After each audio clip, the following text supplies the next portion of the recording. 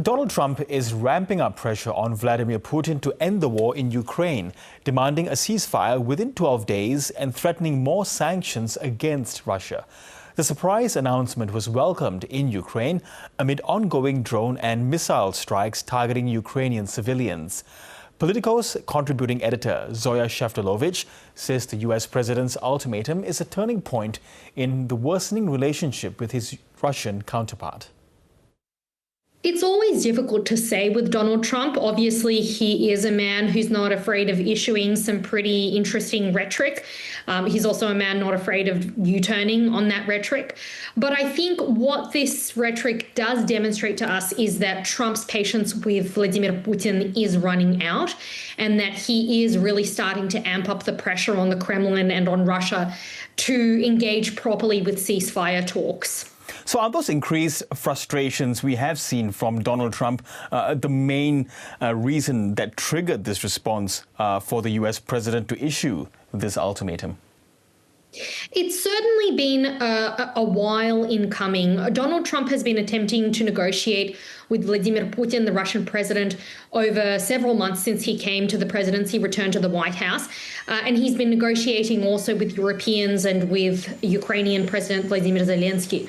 I think where we've come to at this point is Trump seems to realize that the person who's holding back peace talks is in fact Putin. And he is the one who is maintaining and wants to maintain the war. We know that Putin isn't satisfied with the amount of progress that has been made and is quite content to continue dragging his heels on peace talks because the Russians are currently, while very slowly, are indeed making advances and making gains in Ukrainian territory.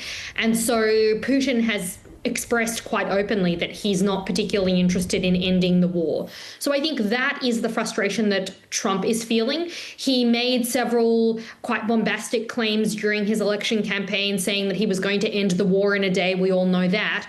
But I think certainly this is the big sore wound for Trump, because while he can claim progress in other areas like Iran, to some extent even the Middle East, despite the fact that that is ongoing, this is that one war where he has not been able to claim really any progress at all. So I think there is a sense that Trump is fed up with Putin's prevarication and he's ready to hit him harder than he has before. Yes, and one of those hits from the White House is sanctions, yet more sanctions on Moscow should things not change in that time frame. There have been so many sanctions already on Moscow. So the question is, will that make any difference? The key element of these sanctions that are quite different from previous ones is that Trump is threatening to hit Moscow's trading partners with sanctions if they continue to do business with Russia and if they continue to support Putin's war. That's really the major difference with this one. And he's talking specifically about China in particular, which has been hugely successful in helping Putin continue his war, as well as other countries as well that are buying Russian oil and gas. And that is something that may well make a difference, because what we have seen is reports coming out of Russia stating that there has been a significant slowdown in Russia's ability to replenish its supplies of Soviet weaponry. So they've got they had huge stockpiles of Soviet era weaponry. That is now really slowing to a trickle, the transport of that Soviet weaponry to the front lines. And so they're very heavily reliant on dual use goods. So that's something that can be used both for a legitimate purpose as well as in the war from China, and from weaponry that they're getting from North Korea, weaponry that they're getting from Iran. So any tightening of the screws on those parties that are contributing to Putin's war effort will truly potentially hinder Russia's ability to continue fighting the war, because they are losing, they have lost, in fact, a large degree of what they had stockpiled from their own weaponry. Yes, but does the U.S. not run the risk of further complicating its relationship with some of those countries that may be subject to these secondary sanctions? India comes to mind because it does have very good relations with Russia. Indeed. I think this is one of those classic cases of Donald Trump. He just doesn't seem to mind all that much whose crosshairs he gets into. He doesn't seem to mind that much when he is having spats with former allies. So I think the reason why this is definitely making an impact in the Kremlin, and we know it is because we've seen Dmitry Medvedev, who is a close Putin ally, and his former president/prime minister, when they had a swap of jobs, we've seen him come out quite strongly. We've seen other voices in the Kremlin come out quite strongly and react to this, threatening that vague sort of retribution with nuclear weapons. So I think this has hit a chord, and I think the reason for that is because no one can say with any great confidence that Trump will or won't do anything just because it might be particularly problematic for a relationship with India or with anywhere else. Yes. Zoya, does the U.S. then also have any more levers to pull beyond sanctions when it comes to ending the war in Ukraine? I think the major lever the US has to pull is full-throated support for Ukraine and additional weapons deliveries. We know that Ukraine has been begging for Patriot missile systems, which are the US missile systems that allow them to defend the skies.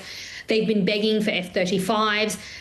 The Ukrainians are very, very low on their arms. They're desperate for additional arms supplies. And so certainly that is the greatest lever that Trump could pull. And it is to an extent a lever that he is now pulling. He's not pulling it from the perspective of sending military support to Ukraine in the way that the Biden administration was, but he is now allowing Ukraine's European allies to spend billions to help rearm Ukraine. And I think that is a key element of this picture, because what the Ukrainians have been saying for months, for years, is that these delays in getting supplies, particularly of weaponry and of missiles that can help them defend their cities, which are under attack every day, including last night, these delays are, on the one hand, really acting to atrophy the support and the ability of Ukraine to fight back. The delays are killing people because civilians are not able to be protected. But they're also preventing Ukraine from being able to defend its territory and from, in fact, being able to retake territory because they just don't have the weaponry to be able to do that. Yes, and Zoya, as talks and threats and even the levers being pulled go on, the war is still raging. What have you been observing on the battlefront of late? The war is certainly raging. We are in summer, which is when the fighting is often at its peak because it's when you're able to fight in that part of the world. The Russians are continuing to take incremental Ukrainian territory. It is incremental. It is small gains, but they are continuing to make small gains across the front line. And the Ukrainians are attempting to hold that back, and they are holding on in certain parts of that front line, but they are having to make concessions to some extent. But the more worrying element, although that is also obviously very worrying, but the more worrying element is that the Russians have really increased their attacks on Ukrainian civilian targets, on Kiev and other cities around Ukraine. And the number of deaths, the number of drones that are being directed at Ukrainian buildings have increased exponentially over the past few weeks. And it doesn't show any sign of slowing. On the Ukrainian side of things, the Ukrainians have been working very hard to bring a taste of the war to Russia, continuing their efforts on that front.